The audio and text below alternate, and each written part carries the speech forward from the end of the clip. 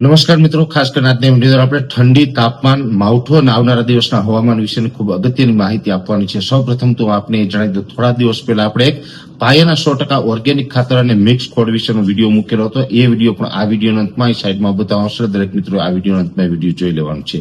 હવે ખાસ કરીને વાત કરવાની છે સૌપ્રથમ તો તાપમાન અને ઠંડીની. આમ જોવા જઈએ તો ઠંડીની શરૂઆત છે 10 તારીખથી થઈ ગઈ છે.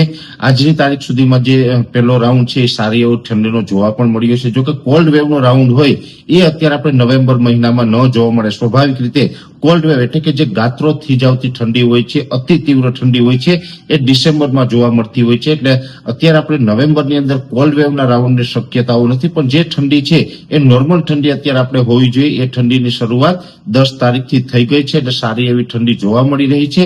લઘુત્તમ અને મહત્તમ બંને તાપમાનની અંદર ચોક્કસથી ઘટાડો થયો છે.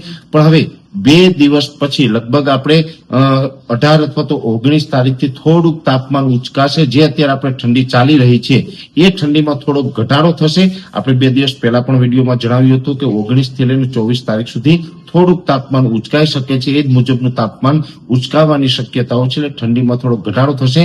છતાં પણ આપણે જણાવી દઉં, જે શિયાળુ પાકનું વાવેતર કરવું હોય તો એ વાવેતર કરવામાં ક્યાંય આપણે ડિસ્ટર્બ નહીં થઈ. એટલે વાવેતર કરી દેવું. ઠંડી ઓછી થશે અને તાપમાન ઉચકાશે, છતાં પણ આપણે વાવેતર કરવા જેવું હવામાન છે એ ચોક્કસથી રહેવાનું છે.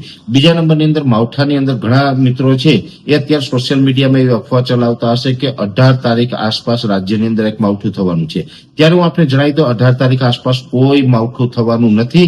આવી કોઈ અફવામાં ન આવવું. મને પણ ઘણા બધા મિત્રોના કોલ આવ્યા છે, પરેશભાઈ 18 તારીખ આસપાસ માવઠું થવાનું છે, ક્યાં થવાનું છે? ત્યારે હું આપને જણાવી દઉં, ક્યાંય ગુજરાતના કોઈ જ ખૂણાની અંદર માવઠાની શક્યતાઓ નથી. એટલે કોઈ મિત્રો આવા જે ખોટા વિડીયો ક્યાંય જોયા હોય તો એ અફવામાં ન આવવું. અને હમણાં માવઠાની શક્યતાઓ નથી.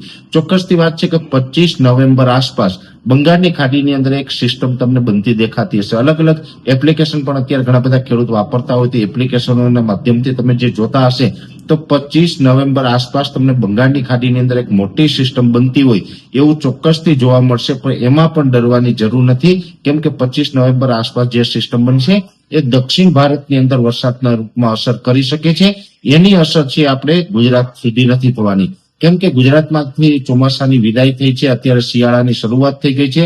ગુજરાત હોય, મહારાષ્ટ્ર હોય, મધ્યપ્રદેશ હોય વગેરે, ટૂંકમાં મધ્ય ભારતમાંથી ચોમાસાની વિદાય થઈ છે. પણ દક્ષિણ ભારતના અમુક વિસ્તારની અંદર અત્યારે ઈશાનનું ચોમાસું ચાલી રહ્યું છે. એટલે તમિલનાડુ હોય, કેરળ, કર્ણાટક હોય એ બાજુ સ્વાભાવિક રીતે સિસ્ટમો આવતી હોય છે, ત્યાં વરસાદ પડતા હોય છે. એટલે એ સિસ્ટમ ક્યારેક ક્યારેક ડાયરેક્શન આપણા બાજુ બતાવતું હોય, પણ એ આપણે ગભરાવું નથી. હમણાં કોઈ સિસ્ટમ છે એ દક્ષિણ તરફથી ગુજરાત આવે તેવી સંભાવનાઓ નથી. એટલે આમ તો એટલું કહી શકાય કે 25 નવેમ્બર આસપાસ પણ તમને સિસ્ટમ દેખાશે, પણ એ ગુજરાત આવવાની નથી.